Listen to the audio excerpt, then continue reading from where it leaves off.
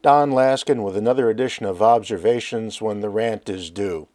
An uncalled for commentary on just about anything that's often none of my business. Today, the lost Laskin WikiLeaks. They got me, if I might borrow a quote from Mark Farmer Goodman. Who?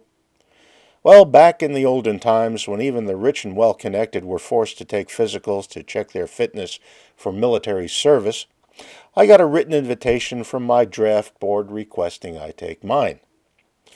People of a certain age, gender, and geography, that is, old men from New York, are still roused to varying levels of dread just hearing the name Whitehall Street, the infamous address of the induction center in Manhattan. It was there I ran into Mark Goodman, nicknamed Farmer. Now, I grew up in Coshocton Center, New York, and come by my country roots by virtue of where I was raised. Goodman, on the other hand, lived in the Bronx his entire life, earning his farmer's sobriquet because every time he came across a girl he fancied, he'd allow as how he wanted to plow her. Anyway, Farmer Goodman, who was in my friend Teddy's house plan, a kind of fraternity without hazing, or a lot of pretty girls at their parties, was further along in the draft process. I'd be taking a subway home after the physical. Farmer'd be taking a bus to Fort Dix. Mark, I said in my most solicitous, kindly manner, which, as you know, isn't always easy for me. It's Don, Teddy's friend. Can I tell the boys anything for you? He looked back at me with the blankest stare, this side of a conservative Republican asked to expand on his party's agenda. I mean, aside from tax breaks for the rich and making Obama look bad. Barely acknowledging my existence and totally ignoring my question, he shuffled off, slowly muttering as he went, "They got me. They got me." And so, like Farmer Goodman said of the United States Army, I'm forced to say of WikiLeaks, they got me. Yup, information has come into my possession that somehow WikiLeaks obtained a private correspondence to my wife containing my genuine, unfiltered, unredacted, perhaps mildly intolerant, but totally honest and candid comments about a client. I don't know if there will be more leaks in the future, but at least I can preempt this one, because I'll be damned if I am ambushed like one of the leaked-on diplomats. Now, back in the 16th century, Sir Henry Wotton, a diplomat himself, defined someone in his profession as an honest man sent abroad to lie for his country.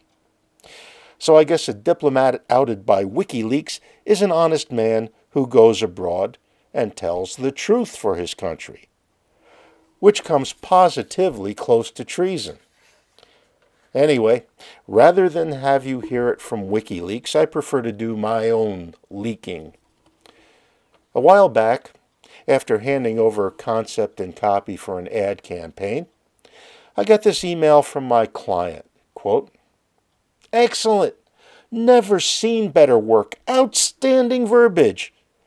Can we get together Thursday and start the next draft?" I replied, "Thanks, Thursday works." But WikiLeaks somehow got hold of this private communique to my wife with my real thoughts. Quote, "This is the kind of expletive deleted I have to put up with.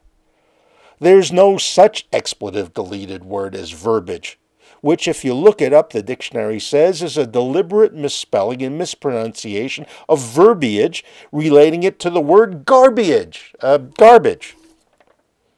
verbiage ain't just another synonym for copy. It's a damn pejorative, meaning the excessive and often meaningless use of words.